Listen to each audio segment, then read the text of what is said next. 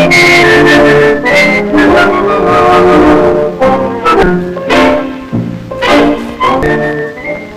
the dawn of civilization, the progress of man can be measured by his ability to overcome hardship, to raise his standard of living,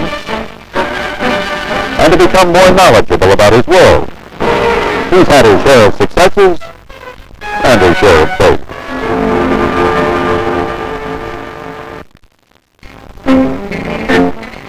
Man has come a long way since he first carried his tool, and since the invention of the wheel, he has traveled down many bumpy roads in developing the latest in a long line of military vehicles. Man has learned to give his tools and equipment regular attention in order to guard against depreciation and loss of efficiency. Wear and tear of normal, everyday use take a heavy toll of equipment unless it is properly maintained. With proper maintenance, military vehicles are designed to perform at top efficiency, regardless of terrain and under the most adverse conditions. Of course, prior to performing any type of maintenance, you must first thoroughly clean the vehicle and conduct an after-operations inspection. The expert mechanic knows that damage can be caused by dirt and sand trapped in the grease or oil which is needed to keep the vehicle operating.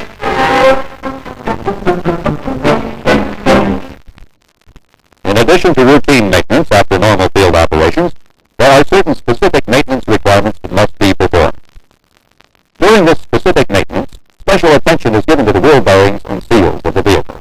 The procedures followed when checking wheel bearings and seals generally apply to all wheel vehicles. Specific instructions can be found in the vehicle's technical manual. In spite of the advances made in automotive engineering since the invention of the Model T, one fact should be remembered. Wheel bearing maintenance principles have remained unchanged, as we shall demonstrate on this M35A2 cargo truck. Safe working conditions are always in the forefront of a good mechanic's mind. In the shop or in the field, the vehicle must be parked on solid level ground and blocked securely if you are to work safely. The experienced mechanic will first loosen the wheel stud nuts before jacking up the vehicle, thereby making wheel removal much easier. This truck has been exposed to a great deal of mud, sand, and water, and requires a thorough inspection of the wheel bearings and seals to determine their serviceability. As we've indicated earlier, this inspection is required over and above normal maintenance after such operations.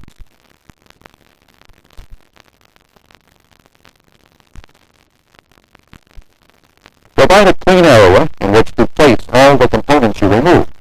For although lubricants have properties which minimize friction, these same properties can trap grip, which can virtually ruin wheel bearings. To remove the wheel bearings, first remove the drive flange.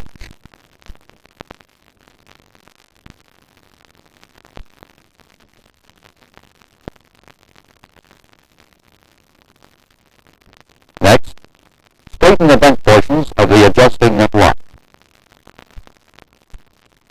Then, using the wheel bearing nut wrench, remove the outer adjusting nut.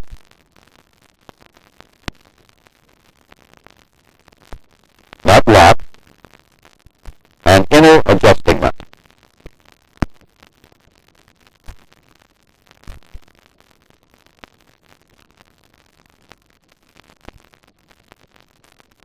Now move the drum forward and backward until the outer wheel bearing is exposed enough to grip by hand.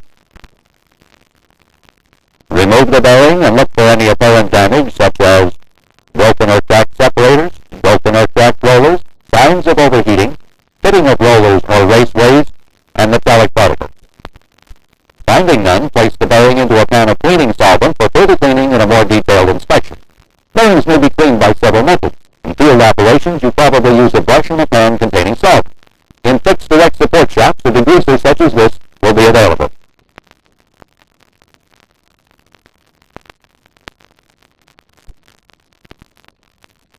Immediately after cleaning, dry the bearings by using compressed air that's double filtered. The use of unfiltered air is not authorized in bearing cleaning operations due to the possibility of moisture and foreign matter entering the bearing assembly.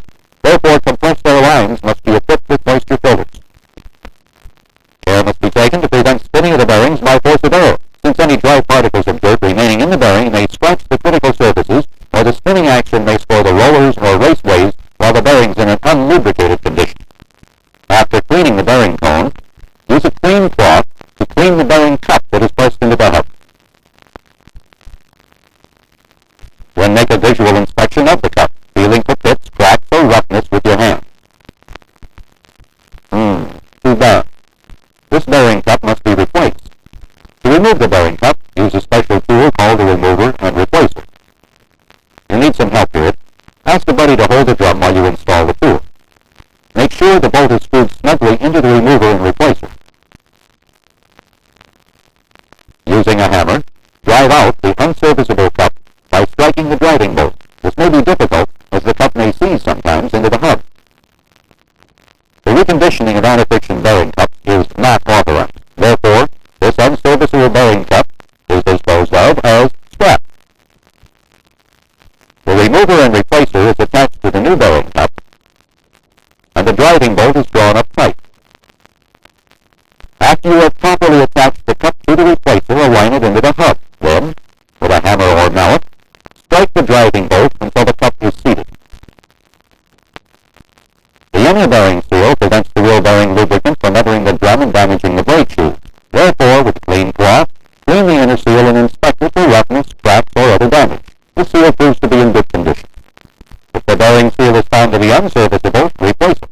Notice how the sealing element is rough, scarred, and cut. Also notice the damage to the case caused by the removal of the seal. To replace the inner bearing seal, use this seal replacing tool and a hammer or nut. As you see, the spindle must first be removed. Place the seal over the spindle near the inner bearing journal. Sweep the tool properly over the seal and drive it until it is flush to the rear of the spindle. Normally, bearings do not become unserviceable after operating under unusual conditions. Where replacement is not required, this is how you would machine pack this type of bearing. First, remove the dust shield from the bearing packer and unscrew the packing cone. Then, place the bearing over the center stud with the taper side down. Screw the packing cone down on the bearing and tight. Now apply the grease gun to the fitting on the top of the center stud of the bearing packer. Operate the gun until you see the grease coming through the sides and tops of the rollers. The bearing is now properly packed. Don't forget the cone. And replace the dust cover immediately so as to keep the lubricant clean at all times. Should you find yourself in a position where a bearing packer is not available, you may hand pack this type of bearing. Notice the top is always kept on the grease container to keep out dust and dirt. Place enough grease in the palm of your hand and pack the bearing as shown here.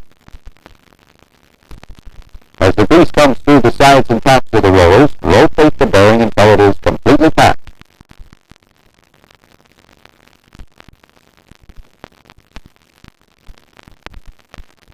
Then, remove any excess grease from the tops of the rollers. Now, install the outer bearing. Tighten the inner adjusting nut until the wheel binds.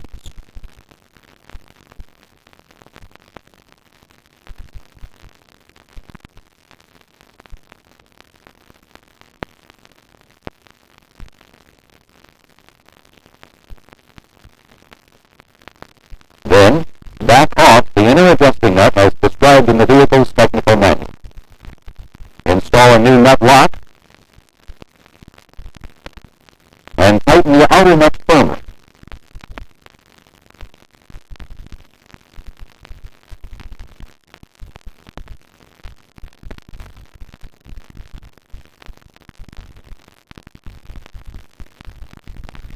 Now double check the wheel bearing adjustment. If you find that it is okay, finish the bearing adjustment by bending the tabs of the locking nut over the flat spots of both adjusting nuts. Using a new dry flange gasket coated with grease, install the dry flange over the splined end of the axle shaft and tighten the flange bolts. Use a torque wrench to tighten the flange bolts as specified in the vehicle's technical manual.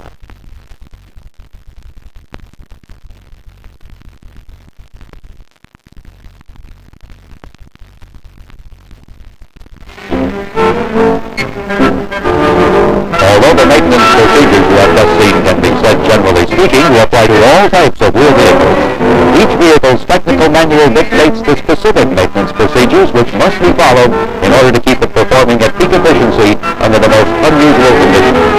Military vehicles can meet the tough and demanding performance standards for which they were designed and engineered, and they will have a maximum useful life when properly maintained by knowledgeable and skilled automotive maintenance and repair mechanics.